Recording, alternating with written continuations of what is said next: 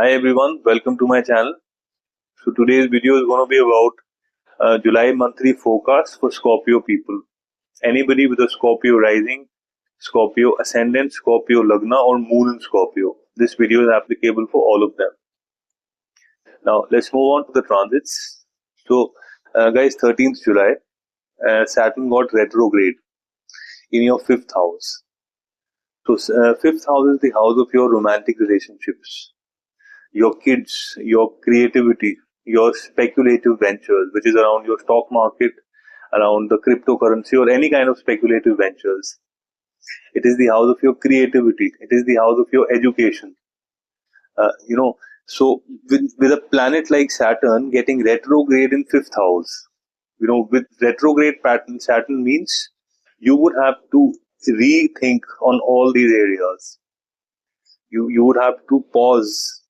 You have to think. You have to invest some time in thinking on all these areas. You have to reevaluate. Maybe there is something which you are not doing, which you are supposed to do on all these areas, around your relationship with your kids, around the amount of time you're spending with your kids.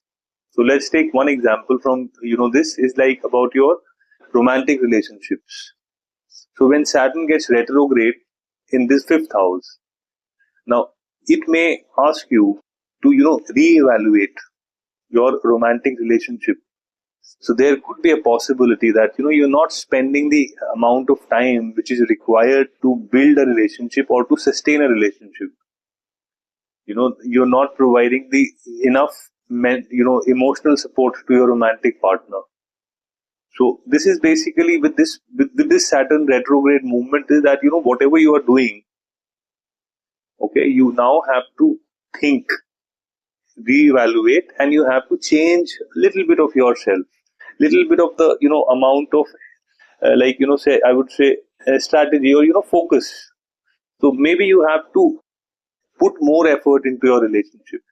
Maybe you have to put more time into the relationship, more care into the relationship. So this is what, because there would be a little bit of challenges in all these areas with this movement of Saturn, guys, because it got retrograde. Now, one thing I would like to add here, okay, in this video, because, in the last videos, some people were getting a little confused about the transits. So now, whatever I am talking about the retrograde Saturn, how it impacts you only when you are a Scorpio rising, passing through with Saturn times, passing through with Saturn Mahadasha or Saturn Antardasha. It is then, you would see all these impacts, the challenges around all these impacts, these areas. Otherwise, it's a drop in the ocean. If you're not passing through with Saturn times, it would be a drop in the ocean. It won't impact you. So this is how, there's a relation between, this is what the relation between the transits and the Mahadashas, the Antardashas. So you have to pass through that time. Only then this impact would be 100% if you're passing through with Saturn times. So that's how it is. So now let's move on to the next, which is the 16th of July, when Sun is getting, into your 9th house. So Sun is the Lord of your 10th house, and it is getting into the 9th house, which means Sun is getting 12th from itself. So from the house of profession, it's sitting in the house of losses, which means yes, I'm sorry, which means yes, there is a possibility of, loss at profession, loss of fame, loss of name, loss of designation, could be a demotion, loss of authority, loss of power. Yes, this is seen, and this is a possibility. But when you are passing through with Sun's time, when you are passing through with, Sun Mahadasha or Sun Antardasha, there's the possibility that you might have some kind of a, argument with your leadership team, some argument with your bosses. Okay. So this is what it is. This is how it works. So Sun, because it is in the house of your luck, it is in the house of your father, it is in the house of your religion, your long-term travel, your higher learning. So because it is 12th from its own house, which means you may face challenges around your relationship with your father. Okay. There could be some challenges around your higher learning. There could be some challenges around your beliefs, around the religion, about the religious practices. There could be some challenges with your bosses, because this is the house, ninth house is the house of your bosses, your mentors, your coach.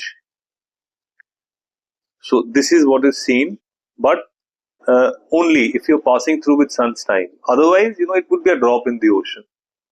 It would be 10% impact if you're not passing through with sun's time. So that is how we see the transits. Okay, now the next movement is Mercury. On the 18th of July, Mercury is getting retrograde. Okay, Mercury is the lord of your, 8th house of sudden events, and it is the lord of your. It is like getting retrograde in. It is the lord of your 11th house of your professional network and your social network, and it is about the gains. It is about some long term desire, and it's getting retrograde in the 9th house, which means you may face issues around your professional network. You may face issues around the social network. You may face issues around your long term desires, or anything which you had desired and you were thinking that you may get it. So you may feel a little bit of a challenge, and you may also feel some challenges around your gains. So that is seen, but again, only if you're passing through with Mercury times. Otherwise, this has no relevance for you. So you don't need to be scared around this movement of Sun or Mercury. It won't impact you until and unless you're passing through with Mercury time or with Sun's time.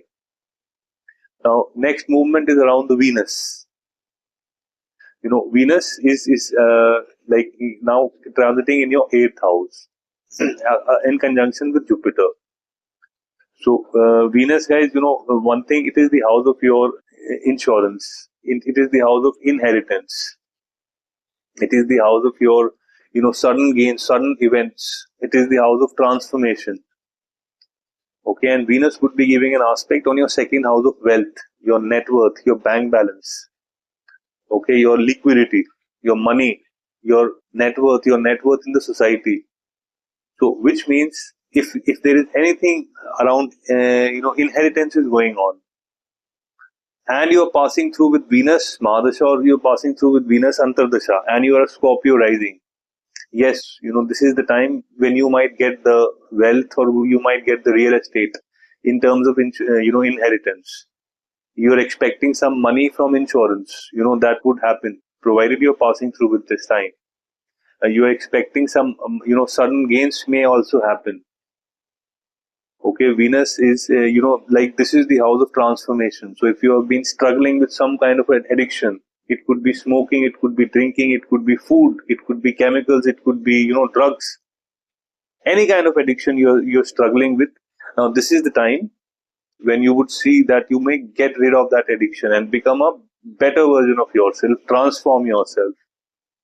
So Venus is aspecting your 2nd house of money. So that is also seen, along with Jupiter is also aspecting the 2nd house of money. So the only condition is that you have to pass through with Venus times or Jupiter times. Otherwise, this is again a drop in the ocean. Now, 28th of July. Now, that's an important movement, guys, because this is the like your Lord, your ascendant Lord.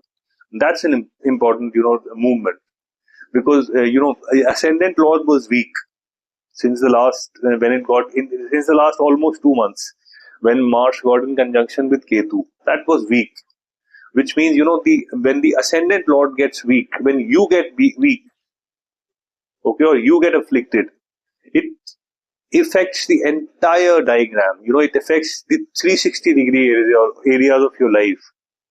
Now, this particular transit, like with Mars, because it is your ascendant Lord, this means that when it is getting strong, so no matter you're passing through with Mars time or you're not, but this will directly impact you. This will impact you because this is your ascendant Lord. So the good news is, finally, Mars is getting out of the conjunction of Ketu. It is now moving into your 11th house. And it is the Lord of your 6th house. So what you would see is that you would see gains through your professional network, gains through your social network. During this time, you would see your desire, some long-term desire, getting fulfilled. You would see gains because it is your ascendant Lord. During this time, you just have to be present physically, anywhere, in your business, in your, like, you have to be present physically, and you would automatically attract gains. There could be gains in terms of knowledge, there could be gains in terms of, some money, some more business, anything, but you would see wherever you going, you are automatically attracting people who can give you gains in any form, in the form of education, in the form of an idea also.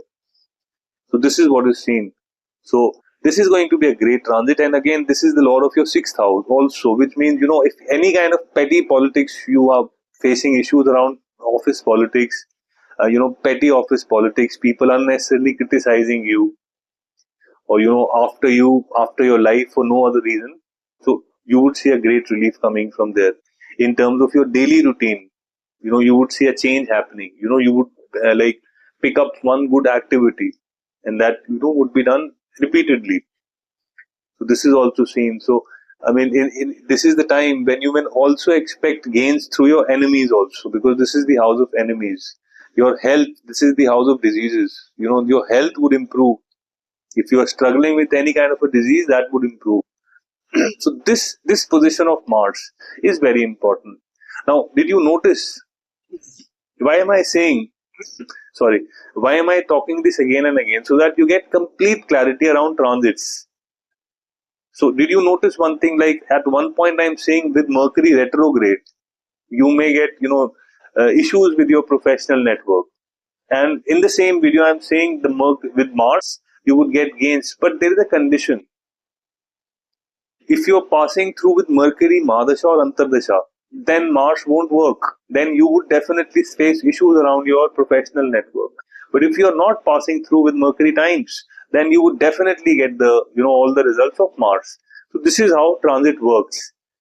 So I mean, this is a great movement for you guys. Like Mars is getting out of the conjunction of Ketu, so which brings a great relief, for you, because your ascendant now is at a very good, very powerful position after 28th of July.